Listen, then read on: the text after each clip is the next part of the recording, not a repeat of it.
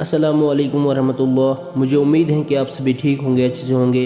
तो आज हम बदर की लड़ाई के बारे में जानेंगे। मदीना में अंसार का एक रईस अब्दुल्ला बिन उबी था। अंसार चाहते थे कि इसको अपना बादशाह बना लें। इसके लिए एक शाही ताज भी तैयार हो गया था, लेकिन हुजूर सल्लल्लाहु अलैहि वसल्लम मदीने में तशरीफ़ लाए तो इसकी ताज पूशी दहरी की दहरी रह गई, क्योंकि सब अंसार हुजूर सल्लल्लाहु अलैहि वसल्लम की तरफ मुतवज्जा हो गए। यह देखकर अब्दुल्ला बिन उबी जलकर कबाब हो गया और हुजूर सल्लल्लाहु अलैहि वसल्लम का दुश्मन बन गया। मक्के के काफिरों ने अब्दुल्ला बिन उबी और मदीने के यहूदियों को खत लिखा कि अगर तुम मोहम्मद सल्लल्लाहु अलैहि वसल्लम को कत्ल कर दो तो हम तुमको मुँह मांगी इनाम देंगे। मुसलमानों को इस खबर का इल्म हो गया। वो रात दिन हुजूर सल्लल्लाहु अलैहि वसल्लम की हिफाजत करने लगे। आखिर खुदा की तरफ से जहाद का ये हुक्म आया, इन लोगों से अल्लाह के लिए लड़ो जो तुमसे लड़ते हैं या लड़ना चाहते हैं।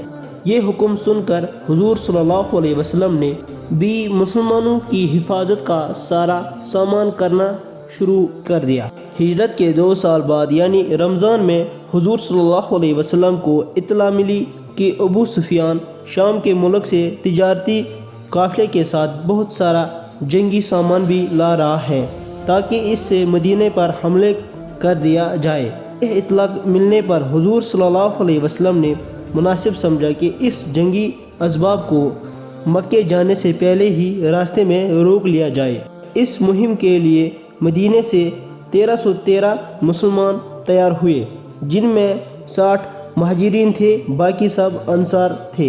हुजूर सल्लल्लाहु अलैहि वसल्लम मदीने से 80 मील दूर बदर नामी एक गांव में पहुँचे तो मालूम हुआ कि अबू सुफियान तमाम जंगी सामान बचा कर लेकर गया है।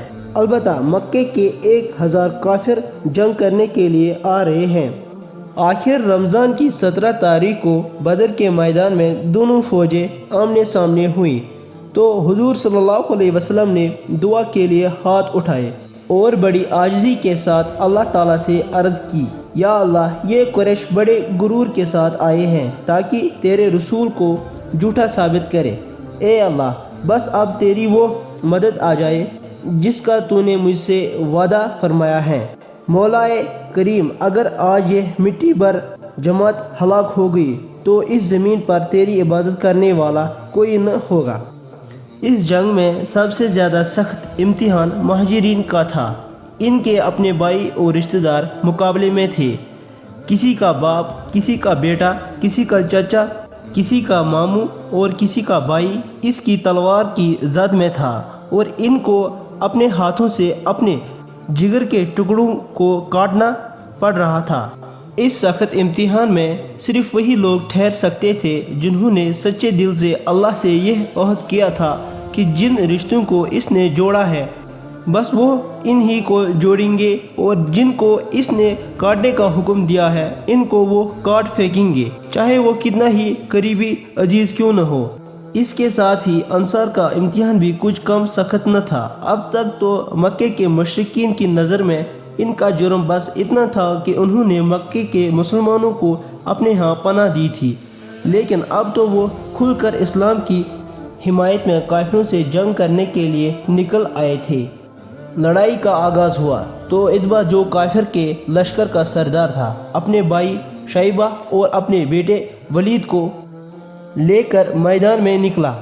मुसलमानों के लश्कर से हज़रत औफ रज़ियल्लाहु ताला अन्हु, हज़रत मुआज़ रज़ियल्लाहु ताला अन्हु और हज़रत अब्दुल्ला बिन रवाफ रज़ियल्लाहु ताला अन्हु मुकाबले के लिए निकले। इतबा ने इनका नाम पूछा और जब यह मालूम हुआ कि ये अंसार है तो पुकार कर हुजूर सल्लल्लाहु अलैहि वसल्लम से कहा, मोहम्मद सल्लल्लाहु अलैहि वसल्लम, यह लोग हमारे जोड़ के नहीं। हुजूर सल्लल्लाहु अलैहि वसल्लम के इरशाद के मुताबिक अंसार वापस आ गए और हज़रत हमज़ा रज़ियल्लाहु ताला अन्हु, हज़रत अली रज़ियल्लाहु ताला अन्हु और हज़रत उबैदा बिन हारिस रज़ियल्लाहु ताला अन्हु मैदान में आए। इतबा ने इनको देखा तो कहा, हाँ, अब हमारा जोड़ है। लड़ाई हुई तो हज़रत हमज़ा रज़ियल्लाहु ताला अन्हु ने इतबा को और हज़रत अली रज़ियल्लाहु ताला अन्हु ने वलीद को कत्ल कर दिया। इतबा के भाई شیبہ نے حضرت عبیدہ رضی اللہ تعالیٰ عنہ کو زخمی کر دیا۔ حضرت علی رضی اللہ تعالیٰ عنہ نے یہ دیکھا تو بڑھ کر شیبہ کو قتل کر دیا۔ اس کے بعد قریش کی طرف سے سید بن عاص کا بیٹا عبیدہ سر سے پاؤں تک لوہے میں ڈوبا ہوا سب سے نکلا۔ اس کی صرف آنکھیں نظر آ رہی تھیں۔ مسلمانوں کی طرف سے حضرت زبیر رضی اللہ تعالیٰ عنہ مقابلے کو نکلے اور نشانہ باندھ کر اس کی آنکھ میں برچھی ماری۔ وہ زمین پر گرا اور مر گیا۔ اب عام حملہ شروع ہوا۔ حضور صلی اللہ علیہ وسلم اللہ تعالیٰ کی بارگاہ میں سر بسجدہ تھے۔ اس جنگ میں معوذ اور معاذ دو بھائیوں نے عہد کیا کہ وہ اسلام کے دشمن ابو جہل کو قتل کریں گے۔ حضرت عبداللہ بن عوف کا بیان ہے کہ میں صف میں تھا کہ دو لڑکے میرے پاس آئے۔ ایک نے مجھ سے کان میں پوچھا، چچا جان ابو جہل کون ہے؟ میں نے کہا، تم ابو جہل کا پوچھ کر کیا کرو گے؟